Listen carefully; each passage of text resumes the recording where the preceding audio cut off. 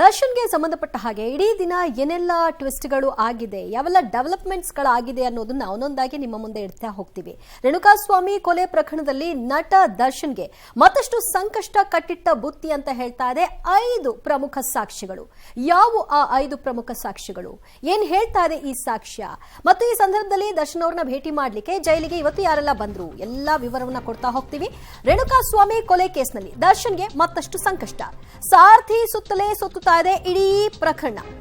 Darshan A1 ಆರೋಪಿಯಾದ್ರೆ ಜಾಮೀನು ಸಿಗೋದು doubt ಅಂತ ಹೇಳಲಾಗ್ತಾ ಇದೆ. ಕಾರಣ ಹಲವಾರು ಸಾಕ್ಷ್ಯಗಳು ದರ್ಶನ್ ಅವರು A1 ಆರೋಪಿ ಅಂತ ತೋರಿಸ್ತಾ ಇದೆ. ದರ್ಶನ್ ವಿರುದ್ಧ ಈಗ 5 ದೊಡ್ಡ ಸಾಕ್ಷ್ಯಗಳು ಲಭ್ಯವಾಗಿದೆ. ಸ್ವಾಮಿಯನ್ನ ಅತ್ಯಂತ ಘೋರವಾಗಿ ಕೊಂದಿರೋ ಪಾಪಿಗಳು ಈ ಪಾಪಕೃತ್ಯದಲ್ಲಿ ಭಾಗಿಯಾಗಿದ್ದು ಹೇಗೆ, ಎತ್ತ, ಇದೆಲ್ಲವೂ ಕೂಡ ಚಾರ್ಜ್ ಶೀಟ್ ನಲ್ಲಿ ವಿವರವಾಗಿ ಹೇಳ್ತಾ ಹೋಗ್ತಾರೆ. ಆದ್ರೆ ಅದಕ್ಕೂ ಮುನ್ನ A2 ಆರೋಪಿ ಆಗಿರುವಂತಹ ದರ್ಶನ್ A1 ಆರೋಪಿ ಆಗ್ಲಿಕ್ಕೆ ಯಾವೆಲ್ಲ ಸಾಕ್ಷ್ಯಗಳು ಲಭ್ಯವಾಗಿದೆ ಈ ವರದಿಯಲ್ಲಿ ನೋಡಿ. ಮರ್ಡರ್ ಕೇಸ್ನಲ್ಲಿ ದರ್ಶನ್ಗೆ ಇನ್ನಷ್ಟು ಸಂಕಷ್ಟ. ದರ್ಶನ್ ಸುತ್ತಲೇ ಸುತ್ತುತ್ತಾ ಇದೆ ಕೇಸ್. A1 ಆರೋಪಿ ಆದ್ರೆ ಜಾಮೀನೇ ಡೌಟಾ? ಹೌದು, ಚಿತ್ರದುರ್ಗದ ರೇಣುಕಾಸ್ವಾಮಿ ಮರ್ಡರ್ ಕೇಸ್ನಲ್ಲಿ ದರ್ಶನ್ಗೆ ದಿನೇ ದಿನೇ ಸಂಕಷ್ಟ ಜೋರಾಗ್ತಿದೆ.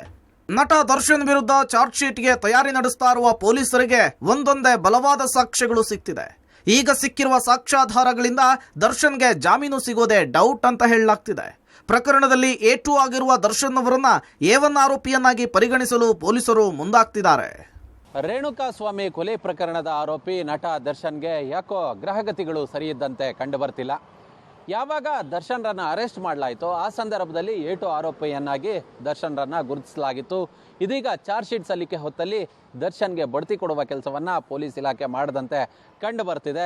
ಕಾರಣ ಇಷ್ಟೇ, A2 ಆರೋಪಿಯಿಂದ A1 ಆರೋಪಿಯನ್ನಾಗಿ ದರ್ಶನ್ರನ್ನ ಮಾಡೋದಕ್ಕೆ ಚಾರ್ಜ್ ಶೀಟ್ನಲ್ಲಿ ಅವರ ಹೆಸರನ್ನ A1 ಆರೋಪಿಯನ್ನಾಗಿ ಸೇರಿಸೋದಕ್ಕೆ ಪೊಲೀಸ್ ಇಲಾಖೆ ತಯಾರಿಯನ್ನ ಮಾಡಿಕೊಂಡಿದೆ. ದರ್ಶನ್ ವಿರುದ್ಧ 5 ದೊಡ್ಡ ಸಾಕ್ಷ್ಯ. ದರ್ಶನ್ಗೆ ಇದೇ ಕಂಟಕಾನ? ರೇಣುಕಾಸ್ವಾಮಿ ಕಿಡ್ನಾಪ್ನಿಂದ ಕೊಲೆವರೆಗೂ ದರ್ಶನ್ ಪಾತ್ರ ಇರೋದು ಸಾಬೀತಾಗಿದೆ. FSL ವರದಿಯಲ್ಲಿ ಪ್ರಬಲ ಸಾಕ್ಷ್ಯ ಸಿಕ್ಕಿದೆ.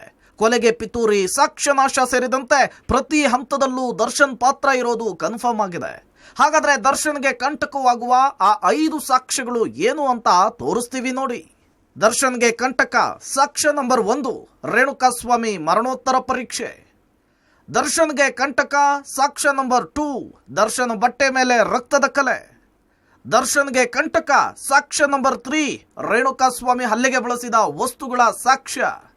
ದರ್ಶನ್ಗೆ ಕಂಟಕ ಸಾಕ್ಷ್ಯ ನಂಬರ್ 4, ರೇಣುಕಾ ಹತ್ಯೆಯ ಬಳಿಕ ಸಾಕ್ಷ್ಯನಾಶಕ್ಕೆ ಮೀಟಿಂಗ್.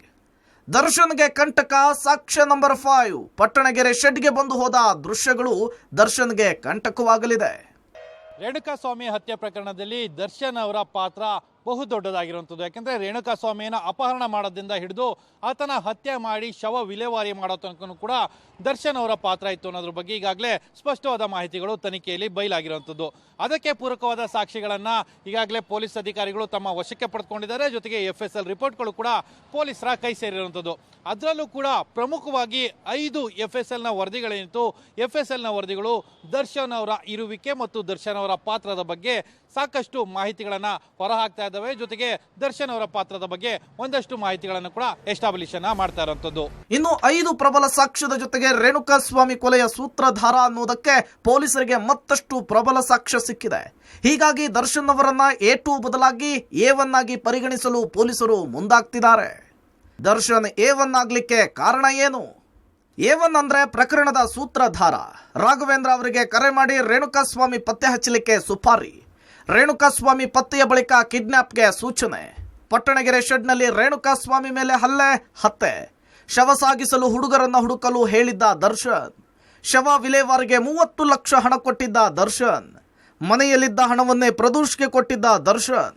ಮನೆಯ CCTV ಡಿಲೀಟ್ ಮಾಡಿಸಿದ್ರು ದರ್ಶನ್. ಪ್ರಕರಣದ ಸಾಕ್ಷ್ಯನಾಶ ಆರೋಪ ಹೊತ್ತಿರುವ ದರ್ಶನ್. ಹೀಗಾಗಿ ದರ್ಶನ್ಗೆ ಜಾಮೀನು ಕಷ್ಟ ಅಂತ ಹೇಳಲಾಗ್ತಿದೆ. ಒಂದು ವೇಳೆ ಹೈಕೋರ್ಟ್ನಲ್ಲೂ ಜಾಮೀನು ಸಿಗಲಿಲ್ಲ ಅಂದ್ರೆ ಸುಪ್ರೀಂ ಕೋರ್ಟ್ ವರೆಗೂ ಹೋರಾಟ ನಡೆಸುವ ಸ್ಥಿತಿ ಬರಬಹುದು ಅಂತ ಹೇಳಲಾಗ್ತಿದೆ. ರೇಣುಕಾಸ್ವಾಮಿಯನ್ನ ಚಿತ್ರದುರ್ಗದಿಂದ ಕರೆ ತರೋದಕ್ಕೆ ಹೇಳಿದ್ದು ಇದೆ ದರ್ಶನ್. ಅವತ್ತು ದರ್ಶನ್ ಕಿಡ್ನಾಪ್ ಮಾಡೋದಕ್ಕೆ ಹೇಳಿದ್ದಕ್ಕೆ ರೇಣುಕಾಸ್ವಾಮಿಯನ್ನ ಕರೆತರಲಾಯಿತು. ಅದಾದ ಬಳಿಕ RR ನಗರ ಶೆಡ್ನಲ್ಲಿಟ್ಟು ಹಲ್ಲೆಯನ್ನ ನಡೆಸಲಾಯಿತು. ದರ್ಶನ್ ಅಣತಿಯಂತೆ ಅಲ್ಲಿದ್ದಂತಹ ಎಲ್ಲರೂ ದರ್ಶನ್ ಶಿಷ್ಯಂದ್ರು ಹಲ್ಲೆಯನ್ನ ನಡೆಸಿ ಕೊಲೆಯನ್ನ ಮಾಡಿದ್ರು. ಅದಾದ ಬಳಿಕ ಶವವನ್ನು ವಿಲೇವಾರಿ ಮಾಡೋದಕ್ಕೆ ಅಂತೇಳಿ 30 ಲಕ್ಷ ಹಣವನ್ನು ಕೂಡ ಕೊಟ್ಟಿದ್ರು. ದರ್ಶನ್ ಆ ಒಂದು ಶೆಡ್ನ ಒಳಗೆ ಹೋಗಿರೋದು, ಹೊರಗೆ ಬಂದಿರೋದು, ಮತ್ತು ಅವರ ಕಾಲ್ನ CDR ಏನಿದೆ ಇವೆಲ್ಲವೂ ಕೂಡ ದರ್ಶನ್ ಪಾತ್ರದ ಬಗ್ಗೆ ಇವರು ಈ ಒಂದು ಕೃತ್ಯದಲ್ಲಿ ನೇರವಾಗಿ ಭಾಗಿಯಾಗಿರೋದು, ಸಾಕ್ಷಿಯನ್ನು ನಾಶಪಡಿಸಿರೋದು ಮತ್ತು ಇವರು ಹೇಳಿದಂತೆ ಅವರ ಹುಡುಗರು ಕೇಳಿರೋದು ಇವೆಲ್ಲವೂ ಕೂಡ ಪೊಲೀಸ್ ತನಿಖೆಯಲ್ಲಿ ಗೊತ್ತಾಗಿದೆ. ಈ ಹಿನ್ನೆಲೆಯಲ್ಲಿಯೇ ದರ್ಶನ್ರನ್ನ ಚಾರ್ಜ್ ಶೀಟ್ನಲ್ಲಿ A1 ಆರೋಪಿಯನ್ನಾಗಿ ಮಾಡೋದಕ್ಕೆ ಪೊಲೀಸರು ಸಿದ್ಧತೆಗಳನ್ನ ಮಾಡಿಕೊಂಡಿದ್ದಾರೆ. ಇವರೇನ್ ಮನುಷ್ಯರೋ ರಾಕ್ಷಸರೋ? ಅತ್ಯಂತ ಘೋರವಾಗಿ ಕೊಂದಿರುವ ಪಾಪಿಗಳು. ಇನ್ನು ಪ್ರದೋಷ್ ಹಾಗೂ ವಿನಯ್ ಮೊಬೈಲ್ ರಿಟ್ರೀವ್ ವೇಳೆ ರೇಣುಕಾಸ್ವಾಮಿಯ ಹತ್ಯೆಯ ಭಯಾನಕ ಫೋಟೋಗಳು ಸಿಕ್ಕಿದೆ. ಆ ಫೋಟೋಗಳು ಡಿ ಗ್ಯಾಂಗ್ನ ಕ್ರೂರತೆಗೆ, ರಾಕ್ಷಸ ವರ್ತನೆಗೆ ಪ್ರತೀಕವಾಗಿದೆ. ರೇಣುಕಾಸ್ವಾಮಿ ಪರಿಪರ್ಯ ಕೇಳ್ಕೊಂಡ್ರು, ಅಂಗಲಾಚಿದ್ರು, ಬಿಡದೆ ಮನುಷ್ಯ ರೂಪದ ರಾಕ್ಷಸರ ರೀತಿಯಲ್ಲಿ ಕೊಂದಿದ್ದಾರೆ. ಮೊಬೈಲ್ ರಿಟ್ರೀವ್ ವೇಳೆ ಸಿಕ್ಕಂತಹ ಫೋಟೋಗಳು ಏನು ಅಂತ ತೋರಿಸ್ತೀವಿ ನೋಡಿ. ಜೀವ ಭಿಕ್ಷೆ ಕೇಳಿದ್ರು ಕೊಂದ ಪಾಪಿಗಳು. ರೇಣುಕಾ ಫೋಟೋ ನಂಬರ್ 1, ಕೊನೆ ಕ್ಷಣದಲ್ಲಿ ಪ್ರಾಣ ಭಿಕ್ಷೆ ಕೇಳಿದ ರೇಣುಕಾ ಫೋಟೋ ನಂಬರ್ 2, ರಕ್ತ ಹರಿತಾ ಇದ್ದ ನಿಶಕ್ತ ದೇಹದಲ್ಲಿಯೇ ಪ್ರಾಣ ಭಿಕ್ಷೆ. ರೇಣುಕಾ ಫೋಟೋ ನಂಬರ್ 3, ಮಂಡಿಯೂರಿ ಬಿಟು ಬಿಡಿ ಅಂದ ರೇಣುಕಾ ಫೋಟೋ ನಂಬರ್ 4, ನೆಲದಲ್ಲಿ ಒದ್ದಾಡುತ್ತಾ ಬಿಟು ಬಿಡಿ ಎಂದ ರೇಣುಕಾ. ಇನ್ನು ಪ್ರದೋಷ್ನ ಮೊಬೈಲ್ನಲ್ಲೂ ಕೂಡ 4 ಫೋಟೋಗಳು ರಿಟ್ರೀವ್ ಆಗಿರುವಂಥದ್ದು. ಆ ಫೋಟೋಗಳು ರೇಣುಕಾ ಸ್ವಾಮಿಯ ದಯನೀಯ ಸ್ಥಿತಿಯನ್ನ ಅನಾವರಣ ಮಾಡ್ತಾ ಇದ್ದಾವೆ. ಯಾಕೆಂದ್ರೆ ಆತ ಮಾರಣಾಂತಿಕವಾಗಿ ಹಲ್ಲೆಗೊಳಗಾಗಿ ಆತ ಸಾವು ಬದುಕಿನ ನಡುವೆ ಹೋರಾಟ ಮಾಡ್ತಾ ಇರ್ತಾನೆ. ಆ ಸಂದರ್ಭದಲ್ಲೂ ಕೂಡ ಈ ಡಿ ಗ್ಯಾಂಗ್ ಏನಿತ್ತು ಕ್ರೌರ್ಯವನ್ನ ತೋರಿಸಿರುವಂಥದ್ದು. ಆತನಿಂದ ಪವಿತ್ರ ಗೌಡಗೆ ಕ್ಷಮೆಯನ್ನ ಕೇಳಬೇಕು, ಪವಿತ್ರ ಗೌಡಗೆ ಕೈ ಮುಗಿಸ್ಬೇಕು ಅಂತೇಳಿ ಒಂದಷ್ಟು ವಿಡಿಯೋ ಮಾಡುವಂಥ ಪ್ರಯತ್ನಗಳನ್ನು ಮಾಡಿದ್ದಾರೆ. ಆ ಪ್ರಯತ್ನಗಳನ್ನು ಮಾಡೋ ಸಂದರ್ಭದಲ್ಲಿ ಪ್ರದೋಷ್ ಮೊಬೈಲ್ನಲ್ಲಿ 4 ಫೋಟೋಗಳು ಕ್ಲಿಕ್ ಆಗಿರುವಂಥದ್ದು. ಈಗಾಗಲೇ FSLನಿಂದ ಆ ಫೋಟೋಗಳು ಕೂಡ ರಿಟ್ರೀವ್ ಆಗಿದ್ದಾವೆ ಮತ್ತು ಆತನ ಪರಿಸ್ಥಿತಿ ಯಾವ ರೀತಿ ಇತ್ತು ಅಂತೇಳಿ ಆ ಫೋಟೋಗಳು ಸಂಪೂರ್ಣವಾಗಿ ಮಾಹಿತಿಗಳನ್ನು ಹೊರಹಾಕ್ತಾ ಇದ್ದಾವೆ. ಇನ್ನು ಕೊಲೆಗೂ ಮುನ್ನ ರೇಣುಕಾಸ್ವಾಮಿಗೆ ಚಿತ್ರಹಿಂಸೆ ಕೊಡ್ಲಿಕ್ಕೆ ಎಲೆಕ್ಟ್ರಾನಿಕ್ ಮೆಗ್ಗಾರ್ ಕೂಡ ಬಳಕೆ ಮಾಡಿರೋದು FSL ವರದಿಯಲ್ಲಿ ಬಹಿರಂಗವಾಗಿದೆ. ಒಟ್ನಲ್ಲಿ ದರ್ಶನ್ ಅಂಡ್ ಗ್ಯಾಂಗಿಗೆ ಸಂಕಷ್ಟ ಫಿಕ್ಸ್ ಅನ್ನೋದು ಈ ಎಲ್ಲ ಬೆಳವಣಿಗೆಗಳಿಂದ ಗೊತ್ತಾಗ್ತಾ ಇದೆ. Bureau report, public TV.